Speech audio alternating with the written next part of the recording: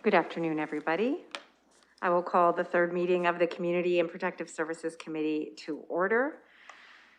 This is a virtual meeting during the COVID-19 emergency. Please check the city website for current details of COVID-19 service impacts.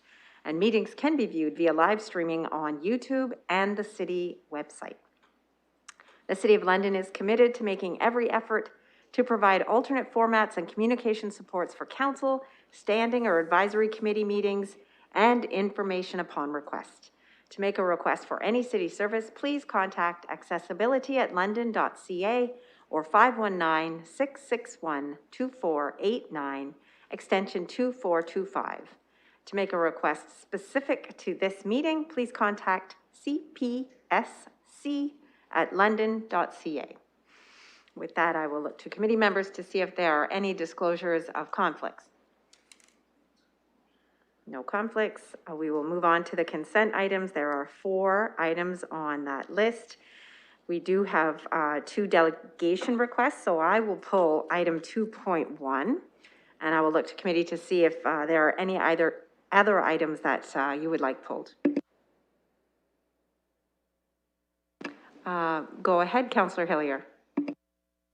2.3, if you don't mind. All right, 2.1 and 2.3 are pulled. If there are no others, then I would look for a motion to go with 2.2 and 2.4.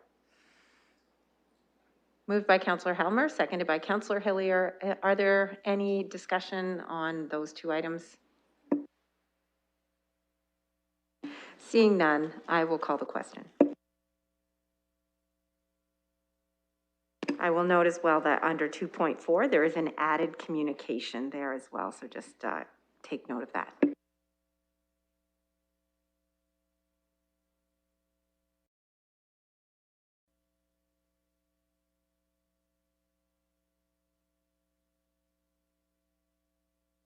All right, unfortunately, we are starting off with a bang. So we will have to vote verbally, and I will call your name and you can indicate whether you are a yes or a no. How's that? We'll go with Councillor Hillier. Yes. Councillor Helmer. Yes. Councillor Hamou. Yes. Mayor Holder. Yes. Councillor Sully. Yes. And I am a yes.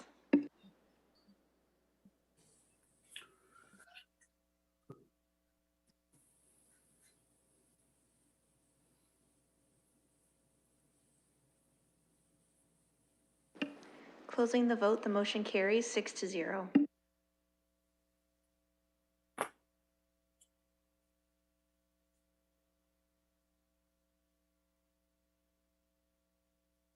So 2.1, we can handle a couple of different ways. We have 2 delegation requests, and the requesters are present. So I believe it would make sense to hear their delegation today. And it is related to item 2.1, where staff have provided us with a report. So it is, I will look to committee. Do you want to hear from staff first, or do you want to hear from the delegations first and then staff in response? I'll look for a motion either way. Councillor Hillier. I'd like to hear from the delegations first and then staff, if possible. So Councillor Hillier is moving that we accept the 2 delegation requests, one from Mr. Roseluck of the Mission Services London and one from Mr. Diactis of Centre of Hope London. Seconded by Councillor Hamou. Any discussion on that? No, I will call the vote then. Councillor Hillier. Yes. Councillor Helmer. Yes. Councillor Hamou. Yes. Mayor Holder. Yes. Councillor Sully. Yes. And I vote yes. Closing the vote, the motion carries 6-0. So since I will just go in the order of the agenda, I'll start with Mr. Roseluck and I will let staff invite him in. I believe he has a presentation, a copy of his presentation slides are in the agenda. So I imagine you can follow along with that, but I will let him tell you that. So through the chair, thank you for having me here today to provide some observations and report on the topics before you. My first observation is that when I first started in my current role 12 years ago, the city had what I believe was a foundation for 24/7 resting space system. One by one, these spaces closed until none were left, in part because of insufficient staffing and funding. There is today a more broadly based community response, but with what are now annual winter response concerns, surely exacerbated by COVID-19, it certainly does not feel like progress has been made. My second observation is that emergency shelters in this city have never been fully funded. The same could be said of all emergency shelters in the province. It is made obviously clear by the fact that every emergency shelter that I know of does its own fundraising to make up for gaps in government funding. And thirdly, it is abundantly clear from the information provided that there are external economic factors beyond the control of the city that impact poverty and homelessness. It is steadily and consistently worsened in the last 10 years, as average rents in London have almost doubled the increase in social assistance payments. My observations lead me to conclude that the issues we are facing today are absolutely nothing new, and shelter providers have been watching this train come down the tracks for a decade now. I support the single source recommendations, and again, I want to provide some context. The RFP was a new process. There are excellent financial stewardship reasons for the city to require RFPs for construction projects or purchasing a fleet of vehicles, but I'm not so sure that their reasons apply to social services. An RFP process results in a competitive process that is hardly conducive to a collaborative effort among interested parties. When the parameters of the RFP came out, I sincerely believed that there was more money, a lot more money available to shelter operators. Otherwise, why would parameters never before achieved be provided? As much as I can say that the RFP process did not make intuitive sense to me, there were some lessons learned. The first is, quoting from the report, it became clear that operating costs of the emergency shelter response have increased beyond the current funding envelope available. Yes, it has, for a while now, as noted in my previous comments. And the second, and for me, the most valuable acknowledgement of the RFP process was the parameter that the city would only provide 80% of the funding for operations. For me, that was significant, an acknowledgement by the city that it will not fund the entire cost of services. Cost is an interesting word. It's used in the report, section 3.0. The first sentence starts with the 2022 cost for homeless stability services expected to be 9.89 million. This is the city's costs. Your costs are our funding. And so remember that the actual cost to operate shelters is higher. The recommendation before the committee provides funding certainty for emergency shelters. Certainty is a more accurate word than stability. It acknowledges that the community needs to be financially interested in homelessness, as donations are essential to the operation of shelters. A credible argument could be made that shelter operating costs are rising faster than the city costs to fund, similar to the disparity between average rents and social payments. Stability will have to come via the community donors to all of the emergency shelters.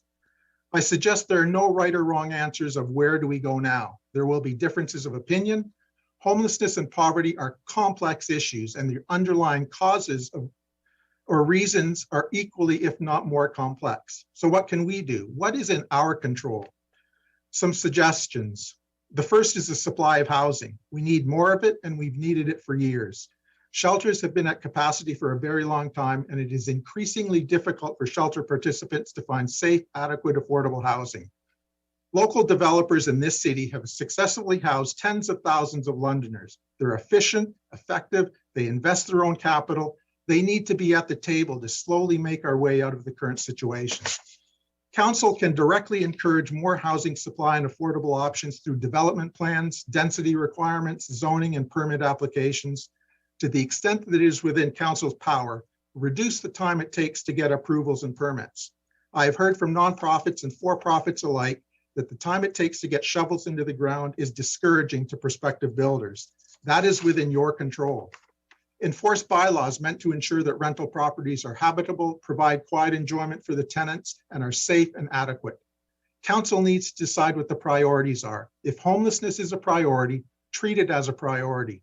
Direct resources toward it by taking resources away from budget lines that are not a priority. As an example, increasing the funding envelope devoted to rental supplements will help individuals and families leave shelter sooner.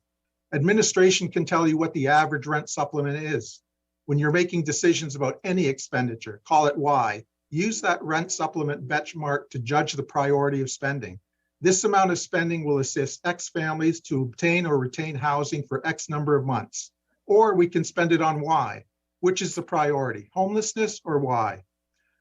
And lastly, I want to acknowledge the amazing work that's already been done by the city's homelessness department, particularly around the COVID-19 isolation monitoring spaces. Kudos to Kevin Dickens and Craig Cooper and their team for making isolation monitoring space a priority. Over 2 years ago, when COVID-19 worries began, the thoughts of a COVID outbreak in a shelter were terrifying. However, the provision of isolation and monitoring spaces by the city, making it a priority to protect vulnerable individuals, has been a marvel. I will need to be fact-checked, but to the best of my knowledge, there has not been a single death from COVID among emergency shelter participants in the city. To the best of my knowledge, there has not been a single hospitalization due to COVID among the emergency shelter participants in the city. This is contrasted to cities like Ottawa, Toronto, and Edmonton, where I know that there have been deaths due to COVID. I cannot give enough praise to the city for making isolation and monitoring spaces a priority in the shelter system. That is good news we should acknowledge and if not celebrate. Thank you to the entire team of the Housing Stability Services that made that happen. There are no magic bullets. There are many difficult decisions. Thank you for your time. Thank you, Mr. Roselek, and I forgot to mention that you did have 5 minutes, so I appreciate you keeping within that time. Are there any questions for our delegate? Okay, thank you so much. I will move on to the next delegate, Mr. Diaktis from the Center of Hope. And as I forgot to mention to Mr. Roselek, you'll have 5 minutes to address the committee.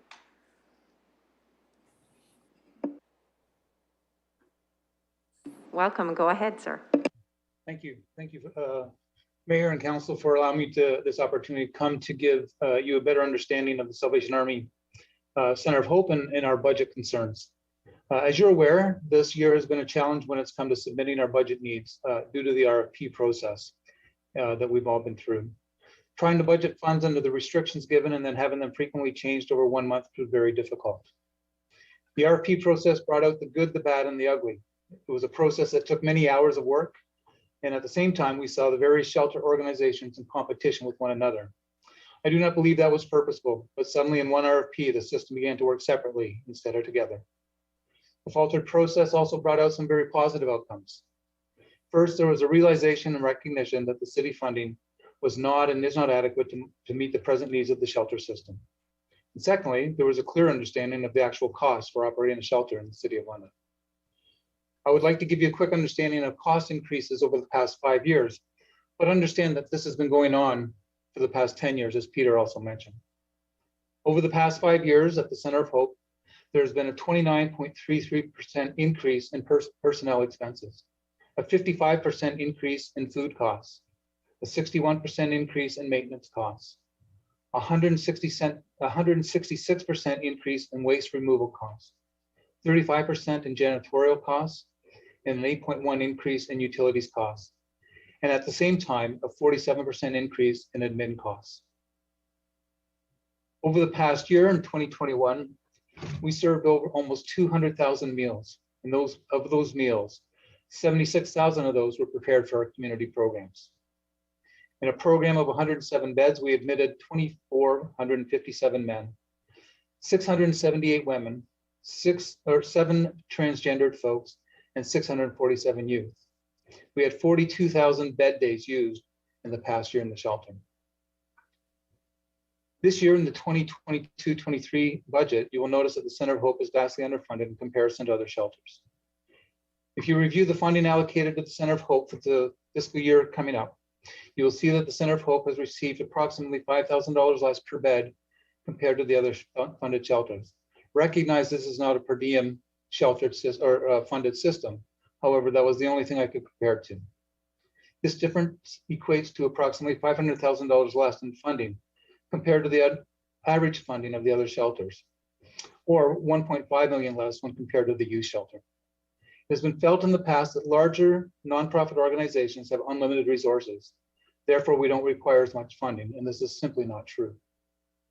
I recognize that funding shelters is not an easy venture, But I also believe there is a need for you to understand that the present funding has not increased proportionally to the cost of living. Housing is one of the most critical issues with homelessness, and the Center of Hope has not allocated funds in our budget to have a housing staff or housing support workers. This funding comes from donations from the Salvation Army. So what am I asking you? Please reconsider the amount of funding being offered to the shelters and to the Center of Hope. We are a very important partner in the work towards eliminating homelessness in London, but we need the resources now to be part of the solution. We work well with the city and we work well with our partners, but we need to recognize that the work also has a cost. We want to be engaged in developing the solutions. We need funding to support the folks who are presently in the shelter and to assist them in being successful in obtaining and maintaining a place that they can call their own. The Center of Hope has bent over backwards to help when help was needed. During the pandemic, we purchased privacy screens for rooms so we could keep more people inside and safe and off the streets. We responded to the call whenever asked, and when it came time to serve people during heat or cold alerts, we have always responded. We have gone almost 2 years without going into an outbreak, except for the past week and a half when it was declared a week and a half ago. And we isolated over 72 people in this building. Fortunately, over a week and a half's time, we're down to 1 person left in isolation. We take our responsibility seriously, and all we're asking is that we all do this as well when it comes to the Center of Hope and how it's underfunded. As always, we are willing and looking forward to working together to develop solutions to help one of the most vulnerable populations in London, the homeless. Thank you again for the opportunity to speak. Thank you, Mr. Diaktis. Are there any questions for this delegate? Okay, seeing none. Councillor Lewis, welcome to the committee. Go ahead. Thank you, Madam Chair. And I wanted to wait to see if any committee members had questions first, but I appreciate the opportunity. And through you, if you'll allow, if either of the delegates wants to offer a response to this, it would be appreciated. We heard from both delegates the amount of funding that the city provides is not meeting their needs. But what I didn't hear from either delegate was what contributions, what funding level is being provided by the provincial level of government. And the reason I ask that, Madam Chair, is we absolutely have funding priorities, and you know, I don't think anybody would argue that anytime we suggest we're going to take money from one area and put it in another, someone is going to come forward and say, no, my area is a priority too. You can't reduce my funding. But we do know that there are folks in our homeless population here in London who are coming here from smaller municipalities where there are no shelters, or where there are very limited capacities for shelter beds. And yet we certainly don't get funding from neighboring regional partners to help support our shelter system. That's a burden that's coming from the municipal taxpayer here in London. So if either one of them could share a comment, what role do they see for the province here in equalizing and helping shelter systems, not just in this city, but across all the municipalities in this province? Because we know that, and it was mentioned by Mr. Roslick, shelters in other communities are facing similar challenges. So where do they see the role of the other levels of government involved in this? So if I can respond to that, my understanding is actually most of the shelter, if not all of the funding for the shelters, is coming from the province. It's not coming from the city. So these are chippy money. So, I mean, that's the short answer, is the province is by far the major funder. Thank you, Mr. Roselack. So, and that might be something to explore further with our staff as well. Councillor Lewis, it is a lot of the social service money that we do deal with in the city is flow through money, but we'll let staff deal with that. Yeah, you have a follow-up? Yeah, just a very quick follow-up comment. I appreciate it, especially in the last 2 years, the social service relief funding that has been coming through has been from the province. And I think, to your points, that has been key in helping you all and Mr. Dickens and Mr. Cooper and others in not only addressing the need in the community, but also in preventing serious COVID outbreaks and deaths amongst the most vulnerable. So I absolutely recognize that the social service relief funding has played a big role in helping meet the immediate need.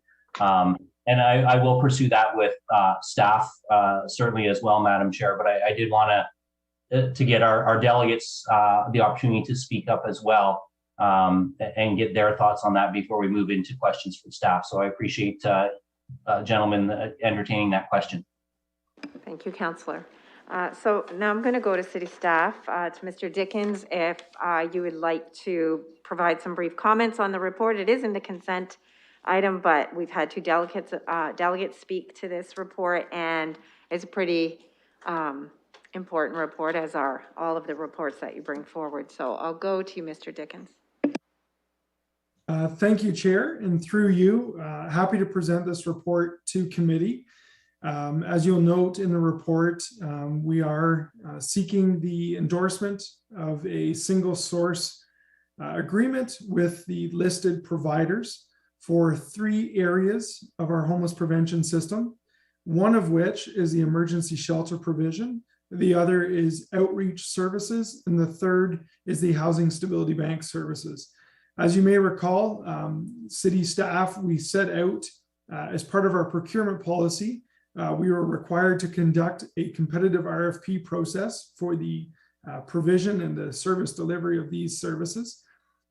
Through that, we were in a position where, because of the submissions not aligning or meeting the requirements of the RFP, we had to enter into the single source negotiation.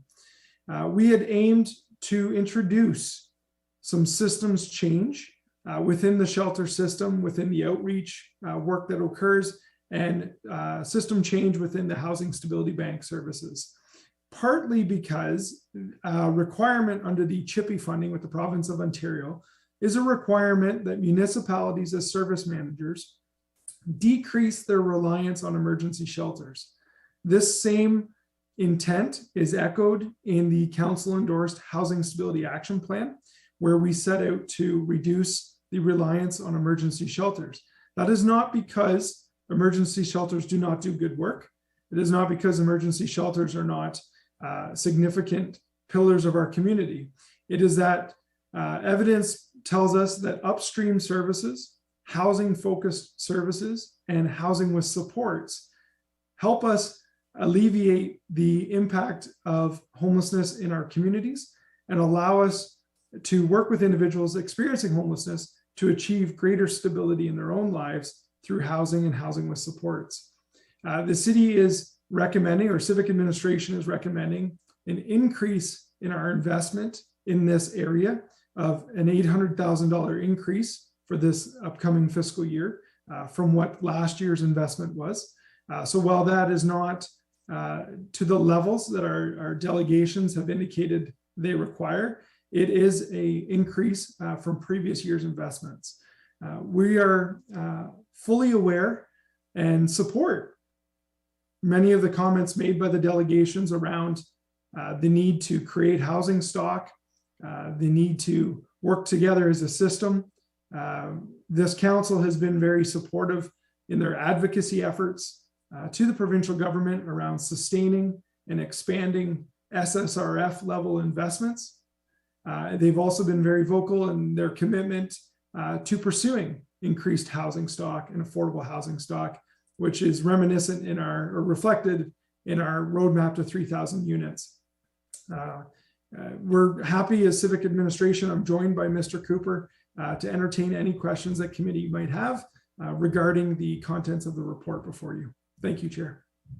Thank you, Mr. Dickens. Are there any questions for Mr. Dickens or Mr. Cooper? Or comments from committee? Mr. Mayor, go ahead. Thanks very much. Perhaps through to Mr. Dickens. So the approach that I'm trying to reconcile the recommendation that single source procurements be accepted, in that along with the fact that we have increased the budget by $800,000. If I hear the concerns expressed by mission services and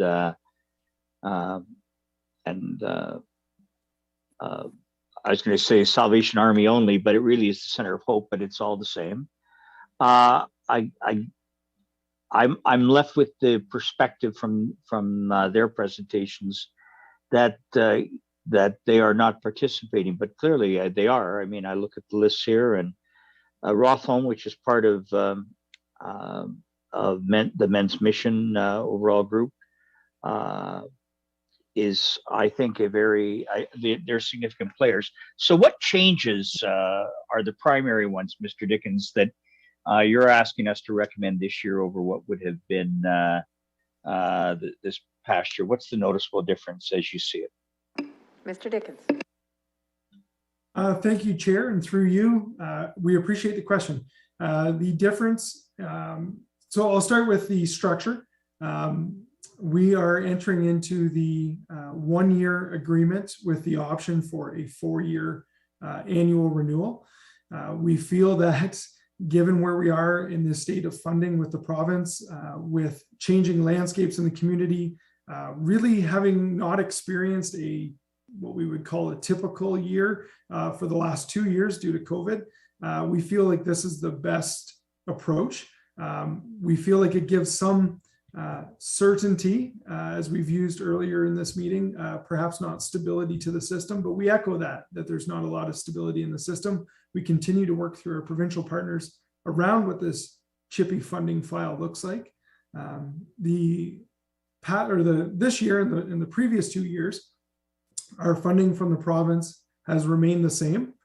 So while we see service organizations and the demand for services, while we see costs increasing for them to deliver service and the demand increasing, our funding levels have not. So we really are in a position where we need to make changes around where those investments are made and where we see very positive returns for those experiencing homelessness. It's a reason why on this agenda, you will also see a report to invest over $1 million in a housing allowance, which allows people to access market rent units. So some of the changes introduced through this whole process are not superficial in nature. They reflect some consistency and standardization around the intake process, around how individuals' personal belongings are kept and handled. We're also looking to standardize how disruptive behaviors, or when there's a person who's not permitted into a certain facility, if there's a disruption at one site, it might mean that you're banned for 3 hours. At another site, it could mean you're banned for 3 months. And we really need to try and standardize that across the system. This allows us to start to introduce change. And it's going to be a slow process, but it starts that conversation. And we're happy that through the single source negotiations, through the conversations with these providers, that they've been willing and able to accept and introduce some of the changes recommended in this report. So we certainly look forward to more. We will not look to throw the system into turmoil. It's a collaborative process, and I think that's what's reflective here in this report. Go ahead, Mr. Mayor. Thank you. Thank you, Mr. Dickens. So through the chair, Mr. Dickens, I heard you say that provincial funding has been static, and yet we're increasing the funding in this by some $800,000. So I will speculate that has to come, as it comes from somewhere, it comes from the City Hall coffers, and you'll correct me if that's not the case. And so when I see that both the Men's Mission, Salvation Army are the service providers for so much of this. I also see YOU and Unity Project amongst others. What I'm trying to understand, and I would have asked them, but I'll ask you, what you see as their biggest concern with the, let you to speculate at least what you think the biggest concern of the sole source procurement becomes. Mr. Dickens. Thank you. And through you, Chair, to answer the first question, Mr. Mayor, the additional investment is coming from municipal funds in terms of where we structure the portfolio and where those investments can be made. So that increase is coming from municipal contributions. As far as speculating on some of the concerns, I think the RFP process was very new to the system. was new for us to go through it. But I think some of the concerns is around that stability. We hear the delegates talk about the ability to cover the true cost of providing services. We know operators and their board of governors in some cases have made very strong decisions around talent retention, and staff recruitment and retention, including increase in wages. And those are really good decisions for them to make, and very wise decisions, I'm sure, in an industry where there's not a lot of staff coming forward to do the work, and very hard to retain staff in this type of work. But those are costs that the city cannot bear at this point, or not all of it. We are certainly continuing to look at where we can make investments in the housing side of things. I don't know through speculation if that causes any concerns to operators. I suspect it wouldn't, but we really are trying to shift this system little by little. But we hear the concerns through the delegations, recognizing it's two delegates of a larger group. But we do have support from the network, from the industry, people who provide services that recognize the need to have more of a housing focus, whether it be transitional housing or supportive housing, that this is where we're going to make a difference in the world of homeless prevention and to support individuals and families experiencing homelessness. And we remain committed to work with all providers, those that are delegations and not, to help make those changes for our community. I hope that answers your question, Mr. Mayor. It does. Thank you, Mr. Dickens. Thank you, Chair. Thank you, and I'll go to Councillor Hammoud. I didn't have my hand up. My apologies. I thought I saw you put your hand up when the mayor put his hand up way back. I did, and then I put it down again because I heard the, thank you. Okay, wonderful. So if I'll look to committee first, see if there are any other committee members who would like to ask questions or provide commentary. I'm seeing none, so I will go to you, Councillor Van Holst, and welcome to the Community and Protective Services Committee. Thank you, Madam Chair. And if I may ask some questions about how this will affect the individuals at risk out there. I've been engaged with a couple of those, and so one is an individual living in their car, and but hasn't been successful in finding assistance so far. I'm encouraged that we're trying some changes, and I wonder if some of those changes would make a difference for an individual in that situation. Mr. Dickens? Thank you, Chair, and through you. We appreciate that question. There are certainly unique situations and circumstances that our teams and the community encounter on a regular basis. Part of our ambitious goal is to begin to introduce more low barrier type services. We are seeing the benefit of low barrier services play out through overnight resting spaces in a number of locations and with some of the shelter providers as well. Specifically related to your example, because I have an expert like Mr. Cooper on this meeting, I'm going to ask him to maybe speak to the number of avenues that individuals can access and where these services before you tie into the larger system. Okay, go ahead, Mr. Cooper. Thank you, and through the chair, thank you for the question, Councillor Van Holst.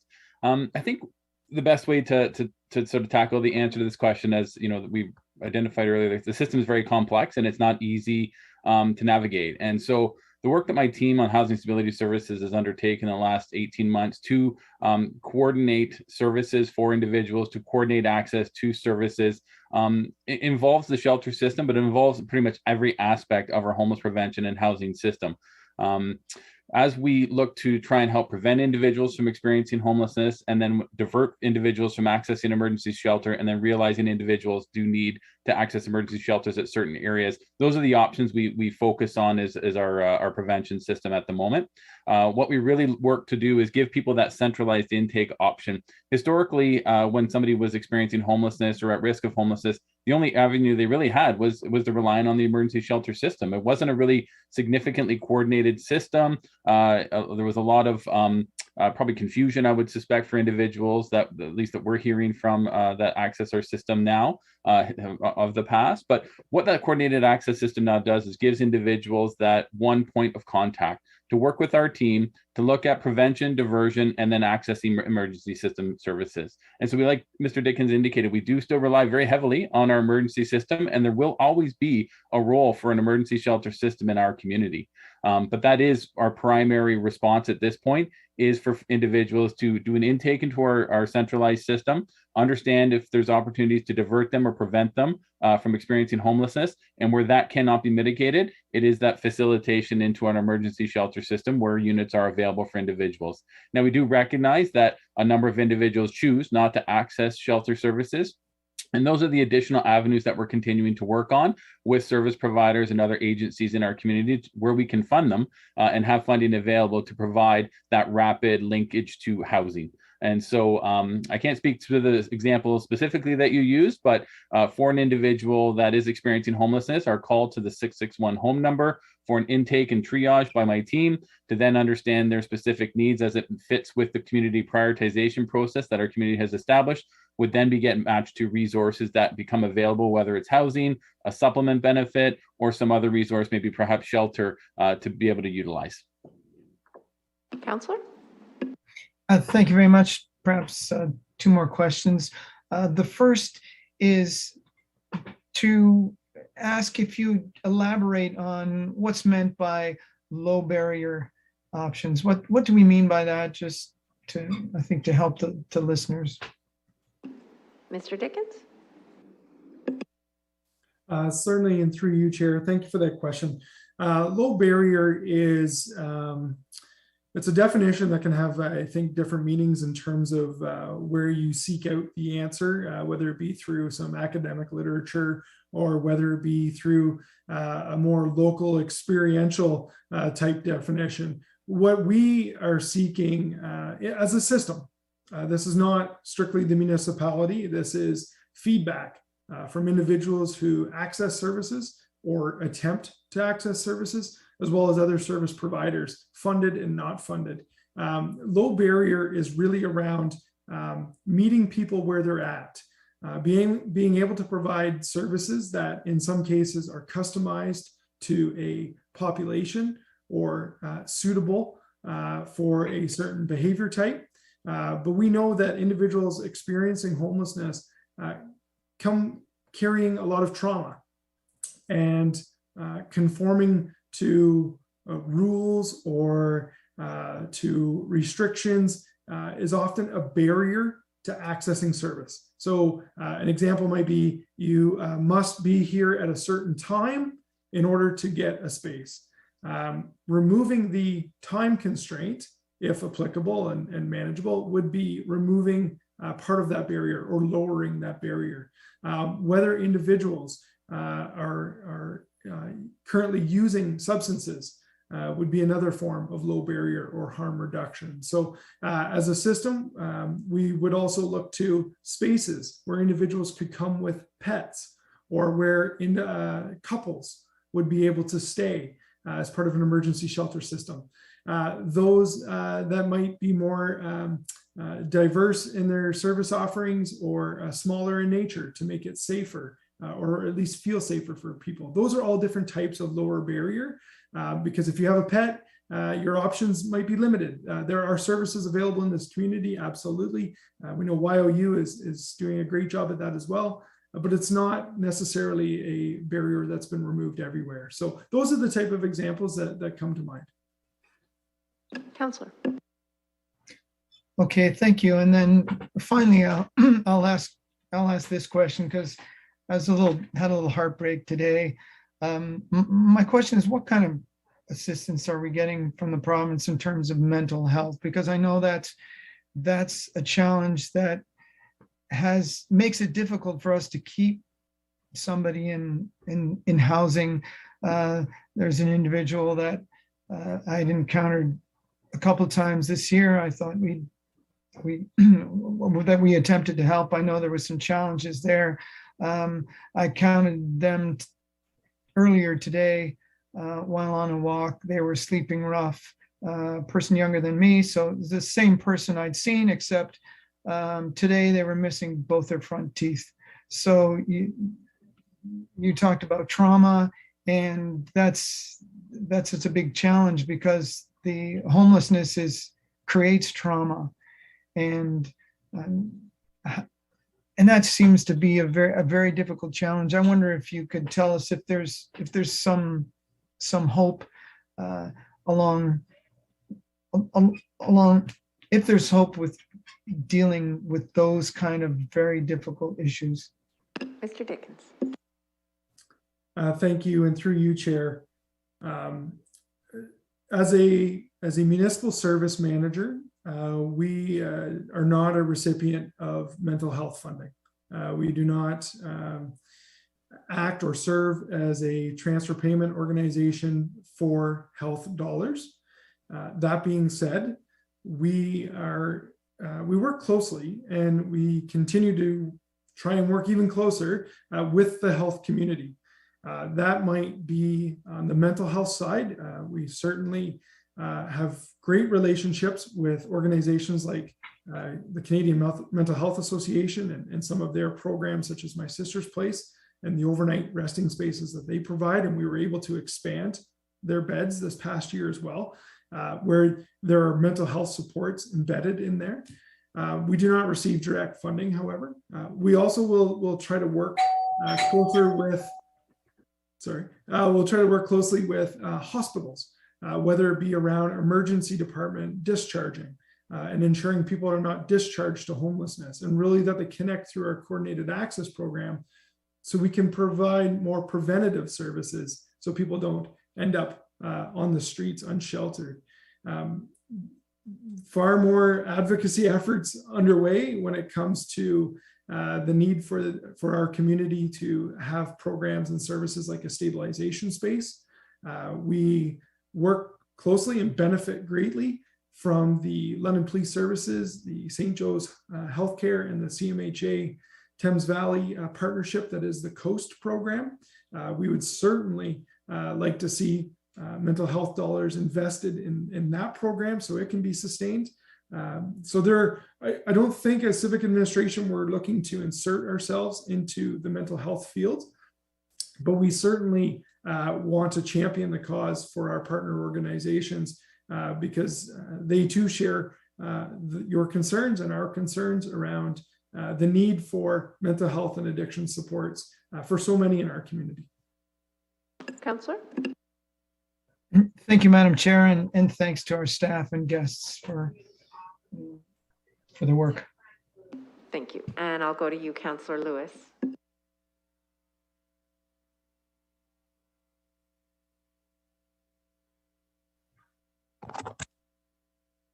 Thank you, Madam Chair. Sorry, I had to find the button to unmute myself, which you'd think after this long, we'd have all figured out. So through you to our staff, I do have a couple of questions that I'm hoping they might be able to answer. And apologies, I probably should have sent these to them in advance because they may not have necessarily either question the answers readily available. But when we talk about the funding sources and the costs of the services that are being provided, not just through the shelter program, but through all of our housing and homelessness stabilization programs, can Mr. Dickens indicate through you, Madam Chair, the costs of our administration of these things as a service provider? Well, we heard about the CHIPPY funding being the primary source of the shelter funding. Are we as a municipality covering operational costs for the staff, individuals like Mr. Dickens, like Mr. Cooper, and those who work with them?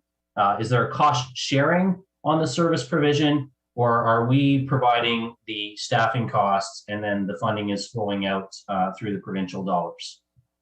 Mr. Dickens? Thank you, and through you, Chair.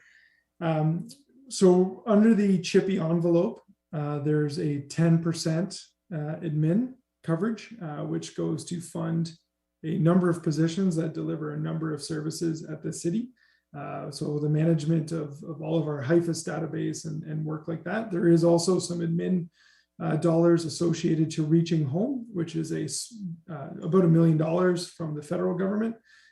So there's an admin allocation there. And then the administrative costs are cost shared at the municipal level as well. My position, for example, is cost shared across my entire portfolio, including the Ontario Works program, the Dearness Home, and childcare in early years as well. So there is municipal cost sharing, and then there are administrative allowances under the funding envelopes from the province and from the federal government. Thank you for that answer, because I do think it's important for people to understand that there are municipal dollars involved in providing these programs and services. It's not all funding that's coming from the province. Not that we don't appreciate the funding we get from the province, because we absolutely do, but it's not covering 100% of the cost by any stretch of the imagination. The other question I had, and this was something that you raised, Madam Chair, that staff raised through their presentation. Our goal is to actually divert people from shelter beds and have them in a more stabilized housing environment. And that might look like different things to different people. But I'm wondering if our staff might be able to indicate over the course of recent years, or even over the course of the last year, if they have a ballpark number of how many people we have been able to house in a stable manner through the head lease program that may have otherwise not been in the stable housing environment, who may have in fact ended up in the shelter system as well. Mr. Dickens. Thank you. As I struggle to find my mute button as well. So through you, Chair, first just on the municipal investment piece, it is noted in our report that there are municipal contributions across this entire portfolio outside of emergency shelters and outside of outreach and the Housing Stability Bank. Roughly to the tune of about $10 million is a municipal investment in the homeless prevention services. And those go to fund things like the Coordinated Informed Response Program, which is very busy and then a very effective program, but it also goes towards housing allowances, subsidies under the Housing Access Center for those looking to access social housing waitlists and social housing units. So there are a number of housing programs that the municipality contributes money towards that play a role in the spectrum or the continuum of homeless prevention services. To your second question about the head lease program and the number of people housed, again, I'll throw it over to Mr. Cooper, who can speak to the head lease program, and then probably individuals housed under this portfolio in general, perhaps. Thank you. Mr. Cooper. Thank you, and through the chair, thank you for the question. In 2021, our system housed just over 300 individuals through the Housing Stability Services team through our supportive housing, Housing First model programs. With Council's endorsement last spring, we have utilized up to 25 units at any given time for our head lease program. We've been traditionally operating in and around the 18 units for operating of the head lease in the last, I'd say, 6 to 8 months. We have seen some successes. We're getting people connected to services, and that's included in that 304 number. We will be bringing a report forward later this year about the lessons learned for the head lease program as that pilot winds down, and some recommendations for future administration of a head lease program should Council wish to endorse the extension of such a program. But it has been a successful program. We have been able to support a number of individuals and families through our head lease programs, and have had, like I say, the 25 units available through that program to support individuals with higher acuity that do have challenges with achieving identification and being able to sign a lease. So like I say, we'll have additional information this year, but I personally would feel that the head lease program has been a success. Thank you. Councillor Lewis. Thank you. I just think it was really important to ask that and to highlight the fact that when we talk about the homeless issue and the housing initiatives that are happening around, both from service providers like the Center of Hope and the Men's Mission, as YOU, My Sister's Place, all of these agencies, that's one part of it, but it's important to remember that ultimately the goal is to get people to a position where they have stable housing, and that has been a focus. And I think that, when we hear 304 this year, I think that's a very encouraging number. I said this yesterday at Corporate Services, Madam Chair, as you'll recall, it can feel like we're treading water on this problem, but we are making progress, although it is sometimes difficult to see and realize on our day-to-day travels about the city. There is work being done and there are successes happening. So I just want to thank Mr. Dickens, Mr. Cooper, and their entire team. They're doing some really fantastic things. And that includes the interim winter response programs that we have happening with our own location at Fanshawe Golf Course, as well as the Indigenous-led location at Parkwood Hospital. So I just wanted to thank them for that work. We all know that this is a big problem and that there's no one single solution for it. But I do think it's important to point out that there is progress being made. Thank you, Councillor Lewis. Any other questions or comments? Councillor Helmer. Thank you. Appreciate the discussion so far. My question through the chair to city staff is, it seems like part of the issue we've run into here is that we're aiming for a pretty significant system transformation, yet we're working with sort of the existing funding envelope, and a lot of the increases in funding have been coming from the municipal contributions, and to a lesser extent from the federal contributions, and the provincial contributions over the last couple of years have been kind of flat, with the exception of the social services relief funding, which has been excellent for the issues we've been dealing with, specifically around COVID. But in terms of changing the system, I think it seems to me that an increase in resources, at least, for several years as the system is transforming, is needed. I don't want to see that come entirely from the municipal funding. And I guess when you think about the scale of what is needed to kind of achieve a successful transformation, what do you think we're talking about? Because I think sometimes when we look at flat provincial funding, we say, well, it'd be great to have cost of living type increases rather than flat. But I think what we actually need is something significantly more than cost of living increases. Say something like, let's double the Chivvy funding. And what could we do with that in terms of system transformation? Start doing some of the things that are upstream while also dealing with the cost pressures that the shelter system's facing. Try and make it the transition, and as the demand ideally for shelter spaces declines, then we could actually achieve that system transformation that you're talking about. So I guess what's the scope of what's really needed from all the funders? We don't have to pin it all on the province, but what's the scope that's needed to achieve that successful transformation over the next 5 to 10 years? Okay, Mr. Dickens. Thank you, Chair. And through you, thank you for the question. This is a question that we sort of wrestle with as well, and that we have conversations with our municipal sector, frankly, service providers across the province on. There's an active push for municipalities to seek out the SSRF, the Social Services Relief Funding level investments on a continued basis. In London, London Middlesex, as the service manager, the SSRF investments pretty well tripled our operating budget during COVID. Those are one-time contributions, and those are contributions for programs that have an expiry date. And so while they're welcomed and they're very much needed, some of them are very limited in what we can invest in for that systems change, that transformational change.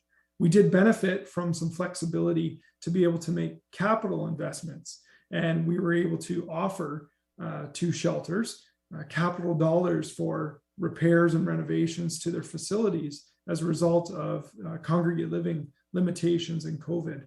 We were also able, through some of that flexibility, to use those one-time capital dollars to make investments into affordable housing projects, into our rapid housing projects, which is an upstream, a very effective tool to use.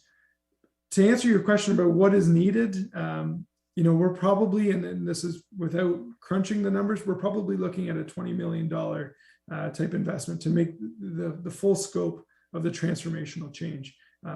As we've indicated, this will be a very slow, methodical process. We won't look to turn the entire system upside down, but we feel like we can make great dividends and great investments on the housing side and start to decrease or decline our reliance on the emergency shelter system the way it is now. It really is hard to speculate, though, as COVID has forced our providers in the community to rethink their own service models, to rethink their own capacity limits, staffing ratios, and their own operating costs. And I'll take this as an opportunity to echo that the shelter providers in the community and those that play a role in the resting space programs have all stepped up and gone above and beyond during COVID to make sure that individuals and families experiencing homelessness are safe and cared for. So that's our best ballpark speculation. So thank you. Thank you, Mr. Dickens. Thanks very Councillor, much. you're good, Councillor Helmer? Great, thank you. Councillor Hamu. Thank you, Madam Chair. Through you to staff. Do you have any benchmarks for closing down these shelters, just to kind of circle back to the emergency shelters? Do you have any benchmarks for closing shelters? Because I think from what I understand, the goal is to invest less over time in emergency shelters and more into the upstream projects. Do you have any type of goals or benchmarks that you're looking forward to? Mr. Dickens. Thank you, Chair, and through you, Mr. Cooper will be happy to take this question. Great, go ahead, Mr. Cooper. Thank you, and through the chair, appreciate the question from Councillor Hamu. Yeah, we started having some conversations with shelters pre-pandemic about the provincial direction and our Housing Stability Action Plan direction, and we had started working on a plan to systematically start reducing shelter beds, subject to seeing some of the investments we were making in our community to house folks. Sadly, the pandemic has blown that plan out of the water. So part of what we're going to work on in the next 3 years with the shelter transformation and with engagement with the shelter providers is what that needs to look like, right? And does it look like something within a 3-year window? We've seen our by names list increase by 60% since the beginning of the pandemic. So we really need to see a little bit of a balance in our system and understand how the pandemic has impacted folks both in the short term, but also in the mid and long term. And then as well, what investments we're making now on the roadway to 3,000 units, how that's going to impact our ability to house folks.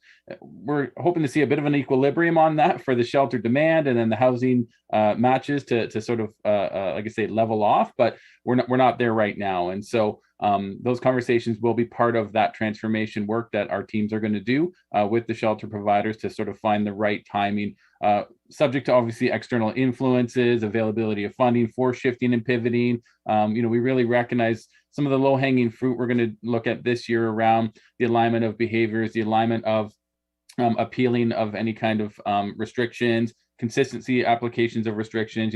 It seems like this has been what we heard through our community consultations, creating that lower barrier reaction or system and being able to have other options for folks. That's going to be our priority in year one, with hopefully seeing some of the, like I say, things leveling off in years 2 and 3 to be able to have that conversation with agencies.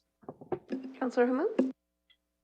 Thank you, Mr. Cooper. I just wanted to offer a comment that I really appreciate. I just read a book about being trauma-informed, and I really appreciate the trauma-informed methods you are using for housing. I think that it's the way forward, and I appreciate all the work you are doing on homeless prevention. Thank you. Thank you. Any other comments or questions from committee? So I have a few questions and maybe some comments. So maybe I will ask Councillor Helmer as Vice Chair to take the chair. Okay, I've taken the chair. I have you on the speakers list. Let me know, colleagues, if you want to get on there. Go ahead, Councillor Cassidy. Thank you, Councillor. So to Mr. Dickens, both of our delegates made comments about the RFP process not being conducive towards collaboration. And I think this is what we're actually looking for, is that kind of collaboration across the sector where different agencies can step up where their particular expertise is and sort of help each other out and work together in transforming the system. So I'm wondering how you respond to the RFP process that the city uses and has chosen to use in this situation, not helping with that collaboration, and could we or would we do anything different next time around?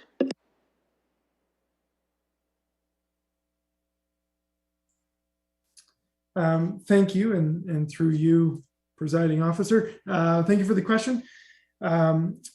Certainly, entering into the RFP process was something that was a decision after long conversation with our procurement team.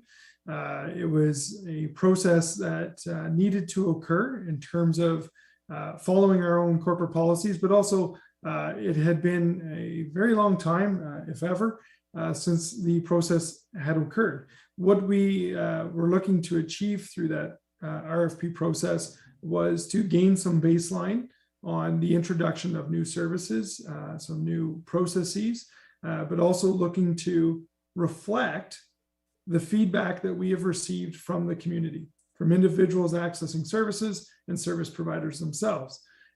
So that is what formed the basis of the content of the RFP. As far as the RFP not being collaborative, that's feedback we take to heart, absolutely, as civic administration. But what I might also do is in order to expand on an answer to your question, Mr. Cooper was heavily involved in the evaluation process of the RFP and scoping the RFP and his team, as well as the single source negotiations. And perhaps he can speak to some of the intent versus impact. Sure, go ahead, Mr. Cooper. Thank you, and through you, Mr. Presiding Officer. The feedback is, as Mr. Dickens mentioned, is appreciated. I know in my conversations with all the providers and the community as well in our initial consultations, we were hearing the need to foster some change, and that there might be some interest of additional individuals or additional agencies that might want to get into the business, so to speak, of shelter provision. And I think what we saw through the RFP process was that is not in fact the case. The providers who have provided shelter services in our community for many, many years are still stepping to the plate and still stepping up to want to do this work. This is hard work. This is not easy work. That has to be identified and reflected, that these agencies and the shelter system that provides those services to the city's most marginalized and vulnerable are, it is very important work, and words can't express how great these agencies have been to come to the table. Recognize that, an RFP process is, we weren't looking to buy widgets. We were looking at social services and services for people. So we did hear the feedback. We know that relationships were impacted as part of that process, but my team and I strive every day to ensure that we repair those relationships, understand and provide the feedback to our purchasing team around future procurements with our services, and look at other opportunities, as well as some system checks for other service managers and how they are procuring services similarly funded from the provincial and federal government. So we are always striving to improve our procurement, but we do want to make sure that the large amount of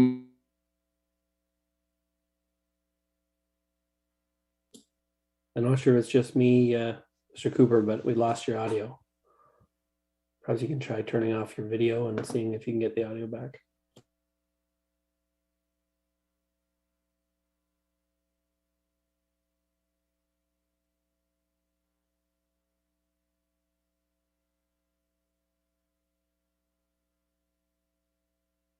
I don't know if committee can hear me, but it looks like everything's.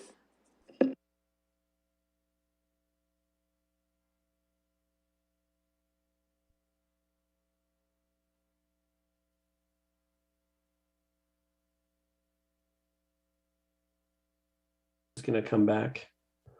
There we go. Councillor Cassidy, can you hear us? Yes, I can hear you, and everybody seems to be back, except I don't have my participant list up. I have to fix everything over here too. Okay, well, no problem. I'm chairing the meeting, so take your time.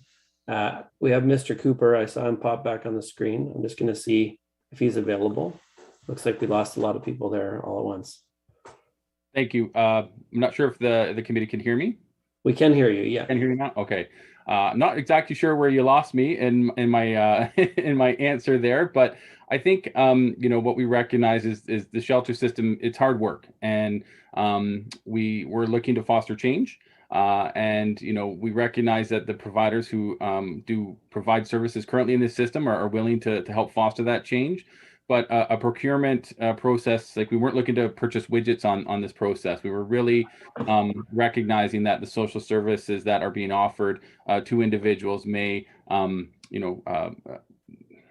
to follow a specific process through our procurement policy, and we're going to take some of that feedback back. So we are looking to obviously continue to foster the relationships with the existing providers and see what other service managers are doing across the system and across the province on how they procure provincial and federal funds as well, and make improvements on that process. But I will say the work that we have done to date does ensure that we have procured the services in a clear and transparent manner, and recognizing that there has been opportunity for competitiveness in this field.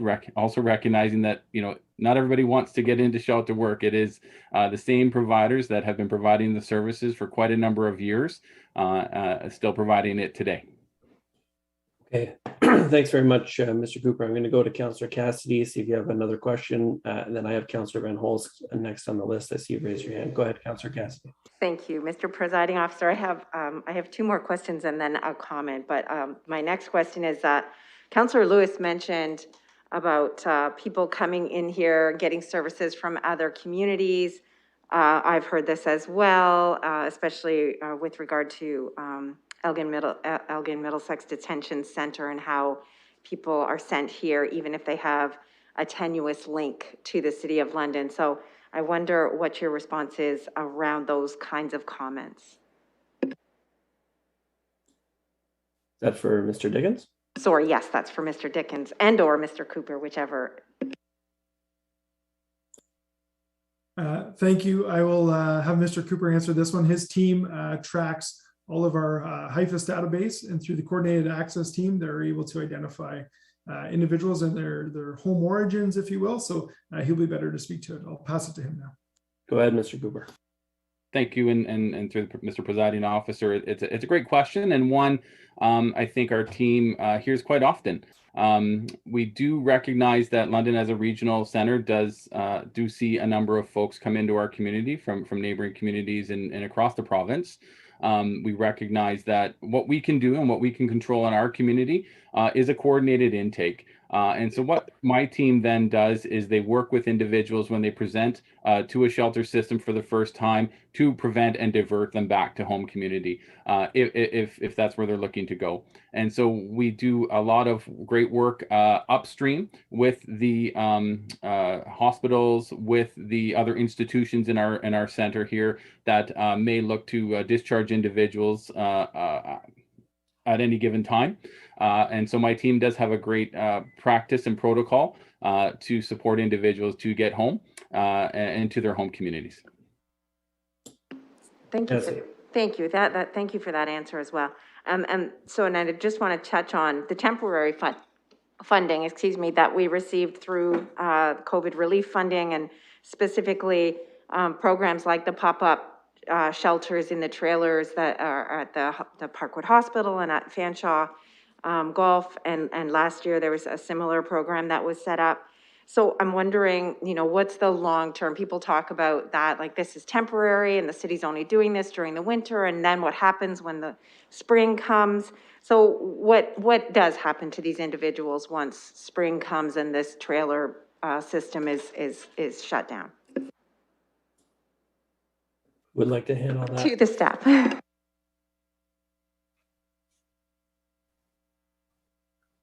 Thank you.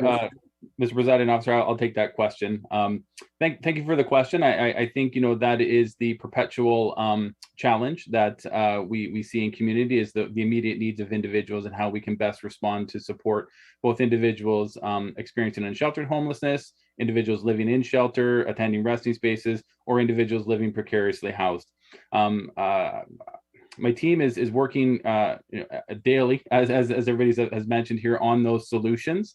We did focus Fanshawe for housing. We are seeing a lot of good outcomes there. We have a number of individuals who've been able to stabilize in that community. They're creating that community, and they've been able to go for addictions treatment.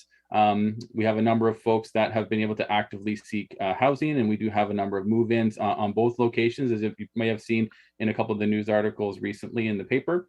So, we are slowly moving towards continuing to house folks as we look to continue to negotiate units with private developers, nonprofit developers. We are matching individuals to those units off our by name list and focusing on reduction, hopefully, of beds, not reduction of beds and shelters, but reduction of that reliance on shelter, so that we can move individuals into those shelter beds in the short term while individuals find housing. So, it is a multifaceted approach, and there isn't one exact answer for Fanshawe or the Parkwood site. But like I say, our housing is the answer for us in the long term, and it is what we continue to achieve and work folks towards their housing stability journey. And so I think the programs that Mr. Dickens mentioned earlier around the housing allowances and other investments that are made by council through the roadmap to 3,000 are going to tie in directly to supporting individuals to that journey. Okay, Councillor Cassidy for comments, and then you might as well just take the chair back once you're done with those. Excellent. Thank you, Mr. Presiding Officer. So thank you for those answers. I think it's important for people to hear because I think these are questions that people in the community at large have. But I just want to say, first and foremost, thank you to Mr. Diaktis and to Mr. Roselek for coming here today and speaking to us. Thank you for your delegations. And in particular, thank you to the entire teams at the Mission Services and at Salvation Army and the Center of Hope. And also the Youth Opportunities Unlimited people, the Unity Project team, and London Cares Homeless Response Services, and all of the agencies and organizations that are doing this work in the city. I know I'm going to quote the mayor, and I may or may not be quoting his Cape Breton mother, but you are doing the work of angels. Absolutely, 100%. I have toured both of the facilities that were represented today through the delegations. I have had countless conversations with our city staff when there has been a crisis and when it has just been ongoing, talking about the work that's going on. This is very difficult work, and the people that are engaged in this work are passionate and dedicated people doing their very, very best. Not everybody is always going to agree on the approach that is taken by whichever sector or organization, but everybody can agree that the people involved in this work are passionate and dedicated individuals and groups of individuals. And we could not have made the progress that has been made without these individuals doing this work in the city. So I, for one, am extremely grateful for the work that you do. And I appreciate it very much. So with that, I will take the chair back and I will go to Councillor Van Holst. Thank you, Madam Chair, and thank you for your comments. My question is this: as we transition away from a system that relies on emergency beds, we're also transitioning away from the use of some pretty substantial pieces of real estate that have the beds in them. And so, is there a plan for those in the future? How will those buildings change to continue to assist while the number of emergency beds is reduced? Mr. Dickens. Thank you, Chair, and through you, I think that reality is a few years out, for sure. But those are discussions that happen at the organizational level, with each respective shelter operator having discussions with their governance groups around the use of space, how they use their space currently. I know some organizations are very busy in the planning stages of redesigning and repurposing existing space, and those are conversations we've also had with providers around dedicating space to be transitional housing focused, looking at how they can use large infrastructure to be both emergency shelter bed and also some type of transitional housing. But those are conversations that will be ongoing, frankly, but there will be decisions that are made at the organizational governance level. And I think that's probably where they should be. Thank you. Councillor Van Holst. Thank you, Madam Chair. Excellent. Are there any other questions or comments from committee or visiting members of council? I'm seeing none, so I would look for a motion, and I'm assuming that people would want to move the staff recommendation unless they have something different. Moved by Councillor Hamou, seconded by Councillor Helmer. I know this was a consent item, but this was an extremely important conversation, and I recognize that it took some time, but I don't think anybody would disagree that that was time well spent. And with that, I will call the question.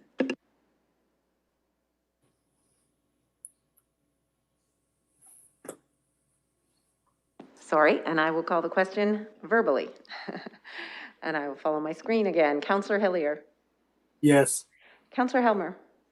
Yes. Councillor Hamou. Yes. Mayor Holder. Yes. Councillor Salee. Yes. And I vote yes. Closing the vote, the motion carries 6-0. That takes us to item 2.3, and Councillor Hillier, you pulled that item. Yes, thank you very Go much. ahead.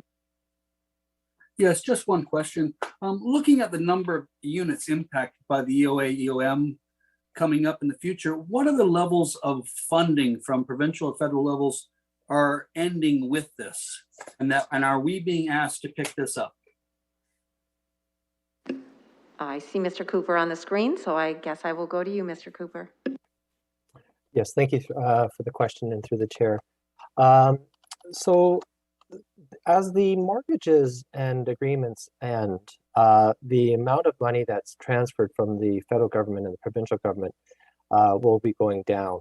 So typically right across Canada, and London's not immune to this, we're looking at about 2028, about 90% of all units will be federal units will be off of agreement. Trickling down to about 2032 will be the end of all units. So it's all the projects sign different agreements and mortgages, and so they all come to end right over the near future. They all started in around 2019, and that's when the trickle started. And now between 2023 to 2028, it's going to be a real what we call the cliff. It's the social housing cliff is during that time, and that's where we'll be seeing the most drop off. Councillor Hillier? So how much are we talking about dollar-wise being transferred as a percentage? Are they paying 20%, 30%? How much is being transferred to us? Oh, okay. So it's a formula that was developed in about the early 1980s called the HSA.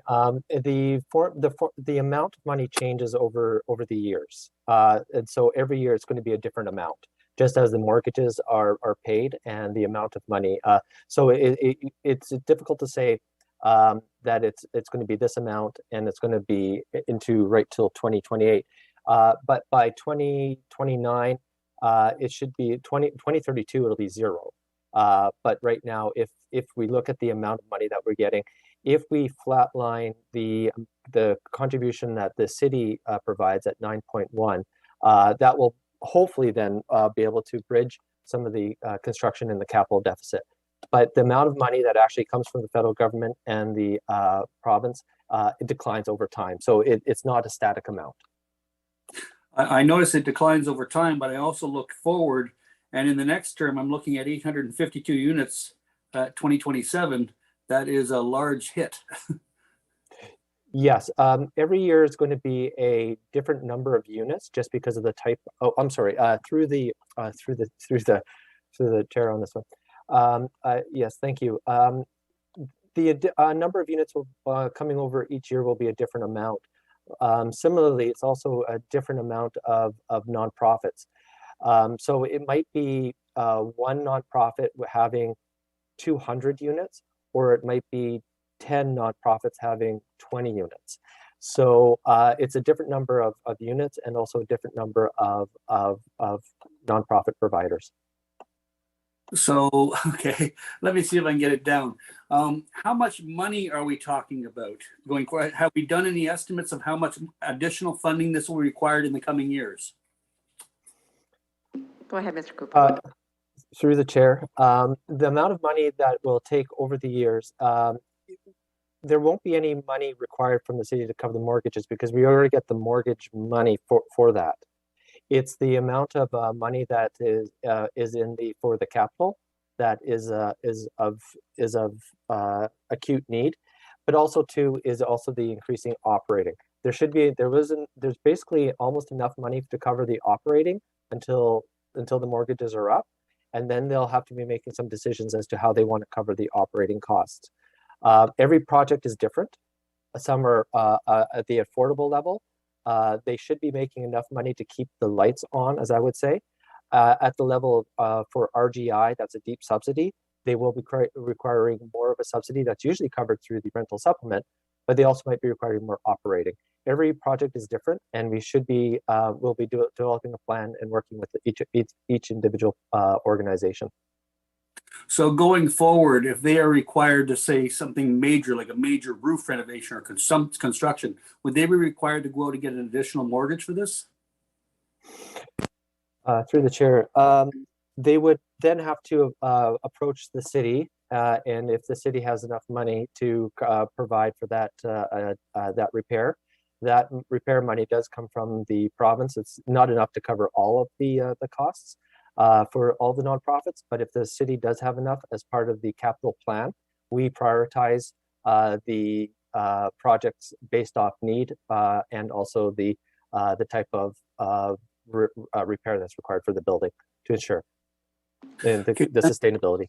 Okay, Councillor. Okay, thank you very much. Going forward, it would be nice if we would know in advance of anything being put onto us. That's the only way I can say it. I'll go to you, Councillor Helmer. I don't think it's necessary. Okay, great, thank you. Any other questions or comments on this report? Thank you, Mr. Cooper. I'll look for a mover and a seconder. Moved by Councillor Helmer, seconded by Councillor Hillier. I believe that would be the staff recommendation that's in the report. And I'll call the question on that. Councillor Hillier. Yes. Councillor Helmer. Yes. Councillor Hamou. Yes. Mr. Mayor. Yes. Councillor Sali. Yes. And I vote yes. Closing the vote, the motion carries 6-0. Okay, we have no scheduled items, no items for direction.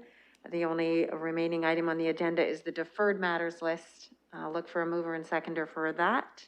Moved by Councillor Hillier, seconded by Mr. Mayor. Thank you. Any discussion on the deferred matters list? Seeing none, I'll call the question. Councillor Hillier? Yes. Councillor Hamou? Yes. Mr. Mayor? Yes. Councillor Sali? Yes. Councillor Helmer?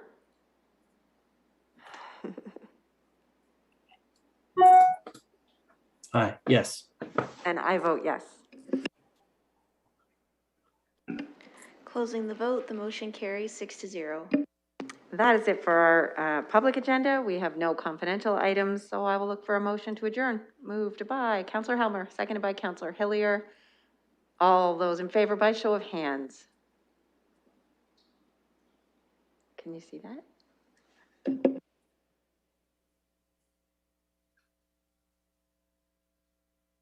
And that motion passes. I've been advised that the motion passed. Thank you, everybody. Have a wonderful afternoon.